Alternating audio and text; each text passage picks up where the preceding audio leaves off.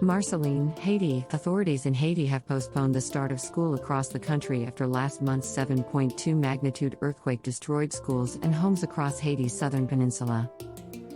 It is the latest unwanted disruption to education in Haiti, where instruction has been interrupted repeatedly over the last 2 years due both to COVID-19 and the gang violence and kidnappings that have terrorized much of the country. In the areas affected by the earthquake, school will begin October 4th. In other parts of the country, the opening will be delayed by 2 weeks. The school year was originally scheduled to start September 6. For the schools to open, we have a lot of work to do. We have to remove the rubble and build structures to accommodate the children, Haiti's interim Prime Minister Dr. Ariel Henry said in an announcement Thursday. Whether they are in public schools, religious schools, or private schools, all students in the South must go to school. The quake destroyed 173 schools and severely damaged more than 270 others, according to preliminary data from the country's education department, provided to NPR by a former education minister. Even for those buildings that survived the quake, many families facing their own devastation at home are unlikely to have money to pay for school. At least 80% of Haiti's schools are private.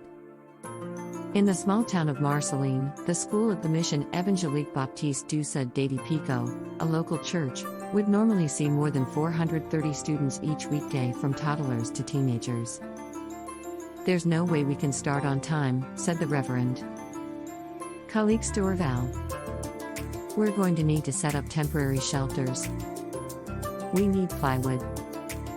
We're going to need nails. We're going to need roofing." The preschool was beyond repair.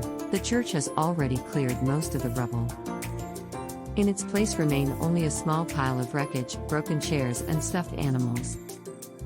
Nearby, the walls of the primary school building buckled completely, bringing the intact sheet metal roof, which itself had been newly reconstructed after being blown off by Hurricane Matthew in 2016, crashing down onto the desks below. The repairs and reconstruction needed will take months if not years. In the meantime, Dorval said, the school will put up temporary shelters to be able to bring students back sooner. "We're praying to God to be able to return to normal activities in October," he said. "We are trying to save the school year as much as such a thing is possible." Because the earthquake struck on a summer Saturday, classrooms were largely empty. Education officials, school staff and families alike believe the death toll of 2,200 could have been significantly higher had the tectonic plates shifted on a September weekday instead.